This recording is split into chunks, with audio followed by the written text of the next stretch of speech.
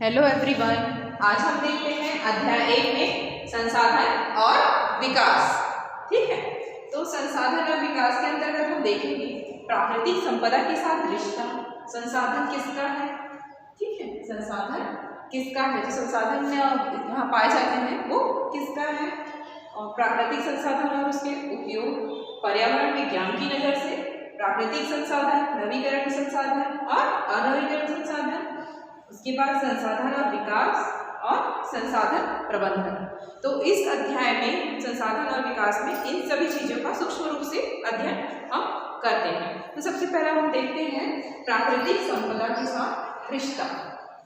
ठीक है, तो प्राकृतिक संपदा हम किसे कहते हैं? ठीक है, मानव के प्राकृतिक दुनिया का एक अभिन्न अंग और अन्य जीवों की तरह प्रकृति द्वारा कई चीजों, हवा, पानी, फूल आदि क्या करता है? उसका उपयोग करता है। ठीक है, हवा, पानी, मिट्टी, पेड़ पौधे, जल, ये सब चीजों को क्या करता है? मानव उसका उपभोग करता है, उपयोग करता है। ठीक है, तो वो उसके लिए क्या हो जाता है? संसाधन बन जाता है। ठीक, तो लेकिन क्या है, मनुष्य क्या अन्य जीवों से इस मायने में अलग है क्योंकि वह प्रकृति को सोच समझकर अपनी जरूरत के अनुरूप ही बदलता रहता है। वह प्रकृति से क्या प्राप्त चीजों का उपयोग करके अपने लिए औजार बनाता है और औजार को अन्य प्राकृतिक चीजों पर प्रयोग करके अपनी पसंद की चीजों का निर्माण या उत्पादन करता है। तो इस उत्पादन कार्य में वह प्रकृति की जिन चीजों का उपयोग करता है उन्हें क्या कहेंगे हम? संसाधन। ठीक है, प्रकृति के द्वारा प्राप्त चीजों का जो उपयोग मानव द्वारा किया जाता है उसको हम क्या कहेंगे? संसाधन। ठीक है, वो संसाधन बन जाता है मानव के लिए। तो उदाहरण के लिए हम देखेंगे कि क्या होता है जब प्रागैतिहासिक काल में मनुष्य क्या पत्थरों को तोड़कर एक निश्चित आकृति देता था और उन्हें औजार के रूप में उपयोग करता था। ठीक है, तो पत्थर के औजारों की मदद से वह शिकार करता था और जमीन खोद कर क्या करता था? कंदमूल इकट्ठा करता था, है ना। टोकरी और खाल के कपड़े बनाता था, तन ढकने के लिए क्या करता था? पत्तों का उपयोग करता था, है ना। आग जलाने के लिए पत्थरों का उपयोग करता था। ठीक, तो बांस, जानवरों के खाल आदि क्या है? प्राकृतिक संसाधन बने। ठीक है, इसी तरह क्या है? प्राकृतिक संसाधन बन गए मानव के लिए। तो समय के साथ साथ मनुष्य के उत्पादन कार्य का दायरा बढ़ता गया और एक समय जब वह खेती और पशुपालन करने लगा, अर्थात क्या, निर्जीव वस्तुओं के साथ साथ पेड़ पौधे, जानवर आदि सजीवों को भी क्या करने लगा? बदलने लगा।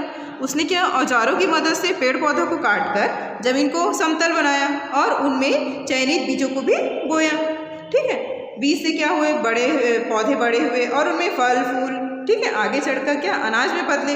तो अब इन पक्के फलों को काट कर क्या सुरक्षित रखने के लिए स्थायी घर और बस्तियां बनाकर क्या करने मानव जो है निवास करने लगा। ठीक है, तो इसी तरह क्या है? ठीक है, प्रकृति के साथ, प्रकृति संपदा के साथ मनुष्य का क्या रिश्ता अटूट बनता चला गया। तो ये स्पष्ट हुआ प्राकृतिक संपदा के साथ मानव का रिश्ता। ठीक, उसके बाद हम देखेंगे संसाधन किसका? संसाधन क्या होता है? संसाधन पर्टिकुलर किसी एक का नहीं रहता है। ठीक है, संसाधन क्या है? सभी का होता है। संसाधन सार्वजनिक होते हैं। ठीक, तो जैसे जैसे क्या है संसाधन का महत्व बढ़ रहा है, उन पर क्या नियंत्रण किसका हो, उसका उपयोग कैसे हो और किसकी भलाई के लिए हो। ठीक है, ये सब सवाल अभी बना हुआ है। तो इन सवालों का जवाब क्या है? विभिन्न समाज ने अलग अलग तरीकों से निकाला है। कई समाजों में क्या है संसाधन पर अधिकार पूरे समाज के पास संयुक्त रूप से रहा और उनके निश्चित उपयोग के लिए सामुदायिक नियम कानून भी बने। ठीक है, जल, जंगल, जमीन, पानी के स्रोत पूरे समाज की क्या है? साझी संपत्ति मानी गई है। तो लेकिन क्या है, अक्सर ये समाज अपनी प्राकृतिक संसाधन को केवल भोग की वस्तु ना मानकर उन्हें क्या है देवी का दर्जा दिया और मानने लगे कि पेड़ पौधे, जमीन, नदी, समुद्र, जानवर, चट्टान आदि क्या है? देवी देवता है जो हमें आजीविका देते हैं। तो इस कारण समाज का कोई सदस्य संसाधनों का अनुचित उपयोग नहीं कर सका और सब इनकी मतलब सब उन तक पहुंच नहीं पाए। ठीक है, पहुंच नहीं पाए। तो कुछ समाज ने क्या किया? संसाधन सामुदायिक नियंत्रण में ना होकर कुछ व्यक्तियों के हाथ में रखा। इनमें क्या है? भूस्वामियों का जमीन पर स्वामित्व बना रहा है। सामान्य लोगों से उन पर काम करवाकर जमीन का लाभ उठाते हैं। ठीक है, भू संपत्ति, जैसे पुराने समय में क्या होता? भूस्वामित्व। ठीक है, जमीन का अधिकार रहता था उनके पास, तो वे लोग क्या करते थे? उस जमीन पर अधिकार अपना रखते थे। ठीक है, तो सामान्य लोगों से वहां पे क्या करते थे? काम करवाकर उस जमीन का लाभ उठा रहे थे। ठीक है, कुछ होंगे तो लोग। तो कुछ समाज में क्या कृषि और सिंचाई का प्रबंध करने तथा उन क्षेत्रों की रक्षा करने के लिए क्या राजा बने जो किसानों से उत्पादन का एक बड़ा हिस्सा करों के माध्यम से ले लेते थे। तो उनसे अधिक संसाधनों का जटिल उपयोग हो पाया और मनुष्य की उत्पादक क्षमता भी बढ़ी। तो विशाल भवन, कलाकृति, नगर, व्यापार आदि इनकी पहचान बने। ठीक है, इनका क्षेत्र विस्तार लगातार बढ़ते गया और विशाल साम्राज्य विकसित कर पाए। लेकिन साथ साथ क्या हुआ, इन समाज में आंतरिक जो असमानताएं हैं वो बढ़ती गई। और क्या हुआ, ऊंच नीच, जाति वर्ग भेदभाव, गुलामी, औरतों को का वो दोयम दर्जा आदि स्थापित हुए। ठीक है, तो मानव इतिहास की जो अगली महत्वपूर्ण क्रांति आज से लगभग 250 वर्ष पूर्व शुरू हो गई थी, जिसमें हम औद्योगिक, जिसे क्या कहेंगे हम औद्योगिक क्रांति के नाम से जानते हैं। ठीक है, तो इसके बाद क्या हुआ, कारखानों द्वारा उत्पादन की जो प्रक्रिया है बहुत तीव्र गति से फैली। ठीक है, कारखानों के लिए कच्चा माल एवं ईंधन के लिए प्राकृतिक संसाधनों का उपयोग कई गुना बढ़ गया। तो कारखानों को चलाने के लिए दुनिया के कोने कोने से क्या कच्चा माल मंगाया जाने लगा।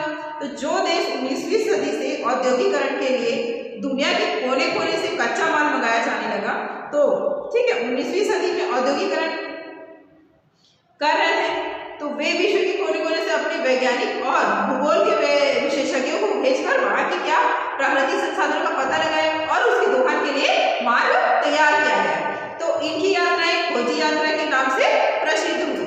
उन लोगों को यह विचार बना कि प्राकृतिक संपदा उद्योगों के लिए संसाधन है। ठीक है, जिनका भरपूर उपयोग करना चाहिए। तो संसाधनों का अधिक से अधिक उपयोग हमें भरपूर मात्रा में वस्तुएं प्रदान करेगा और उससे हमारा जीवन का भी स्तर बढ़ सकता है ना। तो इससे हमें नई नई तकनीकों के विकास से संसाधन की कमी को दूर कर पाएंगे। तो इस उपयोग को सुगम बनाने के लिए एशिया, अमेरिका और अफ्रीका का जो उपनिवेशीकरण को किया गया। ठीक, तो समस्या ये थी कि निवासी कबीलाई तथा कृषक समाज के थे और अपनी जमीन व जंगल का गैर औद्योगिक और गैर व्यापारिक उपयोग करते थे। तो वे प्रकृति को भोग की वस्तुएं नहीं मानते थे। ठीक है, जब उनके क्या देवी देवता मानते थे, यानी जो एक समाज के लिए संसाधन था तो दूसरे समाज के लिए क्या था, वो संसाधन नहीं था। ठीक है, वो उसे पूजते थे। तो ऐसे में दोनों के विचारों के बीच में टकराव क्या है, स्वाभाविक था, लड़ाई स्वाभाविक था। तो उद्योगपति क्या किए, जंगल को काटकर व्यापारिक फसल नहीं उगाना चाहते थे, जंगलों व खेतों की जगह खदान स्थापित नहीं करना चाहते थे, या फिर नदियों पर बिजली बनाने के लिए बांध नहीं बनाना चाहते थे। लेकिन क्या हो, पारंपरिक लोग जो पुराने तरीकों से उनका उपयोग करना चाहते थे, यह टकराव आज भी क्या है, जारी है ये। ठीक है, तो यहाँ तक स्पष्ट है। उसके बाद देखेंगे हम प्राकृतिक संसाधन और उपयोग। ठीक है, जो प्राकृतिक संसाधन है उसका उपयोग हम देखते हैं।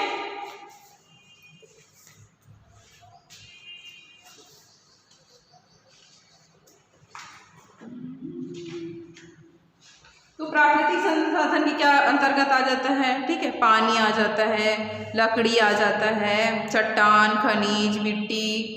ठीक है, ये सब क्या है, प्राकृतिक संसाधन है। तो पानी जो पीने का पानी, ठीक है, और उसके बाद ऊर्जा, ईंधन जो तेल से प्राप्त होता है। ठीक, जंगल से क्या होता है, लकड़ी, भोजन और दवा, लुगदी। ठीक है, वन्य जीवों का आवास, रबड़ इत्यादि क्या है, जंगल से प्राप्त होता है। चट्टानों से क्या होता है, आवास निर्माण कर सकते हैं। खनिज से मिट्टी के बर्तन, डिब्बे, कांच, आभूषण इत्यादि बनाने के काम आते हैं ना खनिज। और मिट्टी में कृषि की जाती है। ठीक, और जानवर क्या है, भोजन के काम आता है। ठीक है, और फिर जो भेड़ है उनसे क्या ऊन प्राप्त होती है। तो ठीक, तो इससे समझ आ गया आपको। ठीक है, ये सब क्या प्राकृतिक संसाधन और मानव उसका उपयोग करता है। ठीक, उसके बाद देखेंगे हम पर्यावरण विज्ञान की नजर से। पर्यावरण को हम विज्ञान की नजर से समझने की कोशिश करेंगे। ठीक है, तो पिछले 50 वर्षों में क्या हुआ, पर्यावरण का अध्ययन करने वाले वैज्ञानिकों ने इस विचार पर प्रश्न उठाए गए हैं। उदाहरण के लिए 1950 के दशक में अमेरिका के कई क्षेत्र के लोगों ने पाया कि उनके इलाकों में पक्षियों की चहचहाहट नहीं सुनाई दे रही है, ना वे कीट पतंगों व मधुमक्खियों की भुनभुनाहट सुन पा रहे हैं। ठीक है, क्यों नहीं सुन पा रहे, तो इसका पता चला कि वे लगातार रासायनिक दवाओं के छिड़काव के कारण क्या हो गए, खत्म हो गए हैं। तो 1962 में रेचेल कार्सन ने अपनी पुस्तक, ठीक है, निशब्द वसंत में लिखा कि पक्षियों व कीट पतंगों की चुप्पी के पीछे कीटनाशकों का भयावह प्रभाव है जो मनुष्यों पर भी पड़ रहा है। मच्छरों को नियंत्रण के लिए किया जाने वाला DDT का जो जहर झीलों के रहने वाली मछलियों के शरीर में पहुंचा जा रहा है, तो जहर की छोटी सी मात्रा से कुछ मछलियां क्या है मर जाती हैं और फिर जिंदा रह जाती, किंतु जब उन मछलियों को इंसान और पक्षी खाते हैं तो उनके भीतर भी क्या है घुली रसायन की मात्रा उन्हें नुकसान पहुंचाने के लिए पर्याप्त होती है। रेसेचेल के जो खोज ने इस बात के स्पष्ट उदाहरण है कि किसी प्रकार के मनुष्य की क्रियाओं का विपरीत प्रभाव स्वयं मनुष्य और प्रकृति पर पड़ता है। तो इस पुस्तक के प्रकाशन के बाद क्या हुआ, विश्व के वैज्ञानिकों ने औद्योगिक विकास का प्रकृति पर पड़ने वाला प्रभाव पर शोध करने लगे। तो पर्यावरण वैज्ञानिकों का कहना है कि प्राकृतिक संपदा एक विशाल ताना बाना है जिसके किसी छोटे अंश को हानि पहुंचाने से पूरे तंत्र पर प्रभाव पड़ता है। प्रकृति का हर हिस्सा चाहे वह निर्जीव हो जैसे जल, हवा, चट्टान या मिट्टी हो, या कीट पतंग, पक्षी, मानव या फसल जैसे सजीव हों, ठीक है, तो सभी क्या हैं एक दूसरे से जुड़े हुए तत्व हैं। ठीक है, तो ये हुआ पर्यावरण विज्ञान की दृष्टि से। ठीक, उसके बाद हम देखेंगे प्राकृतिक संसाधन, नवीकरण संसाधन और अनवीकरण संसाधन। तो ये इनका जो है हम अगले वीडियो में इसका अध्ययन करेंगे। ठीक है।